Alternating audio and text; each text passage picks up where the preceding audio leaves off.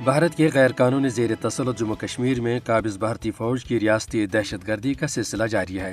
निहत्ते कश्मीरी नौजवानों को जाली मुकाबलों में शहीद करने का सिलसिला थम न सका।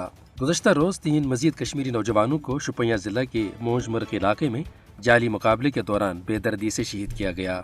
भारतीय फौजी आए रोज ही राह चलते नौजवानों को अगवा करने के बाद उन्हें फर्जी मुकाबलों में मार देते हैं। मकबूजा इलाके में काले कवानीन के तहत भारतीय फौज को लामहदूद इख्तियारात हासिल है। उन्हें यहाँ हर किस्म की दहशत गर्दी के लिए इस्तिस्ना हासिल है। शोपियां जिले का हालिया फर्जी मुकाबला भी इसका एक बड़ा सबूत है।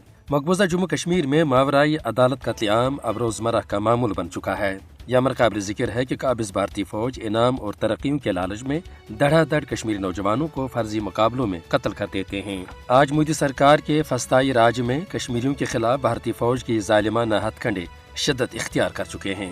दरअसल कश्मीरी नौजवानों को जाली मुकाबलों में कत्ल करवाना बीजेपी सरकार की हिंदुत्व पॉलिसी का हिस्सा है। मकबूजा जम्मू कश्मीर में इस वक्त तक दर्जनों नौजवानों को गासिब भारतीय फौज ने जाली मुकाबलों में शहीद कर दिया है। बैनुल-अक़वामी इंसानी हुकूक की तंजीमों ने बारहा इस हवाले से अपनी रिपोर्टें भी शाया की हैं। भारत की नस्ल परस्त सरकार पर यह वाज़ेह होना चाहिए कि मावराई अदालत कत्लेआम के बहीमाना हरबों से वह कश्मीरियों के जज्बाई आज़ादी को कुचल नहीं सकता।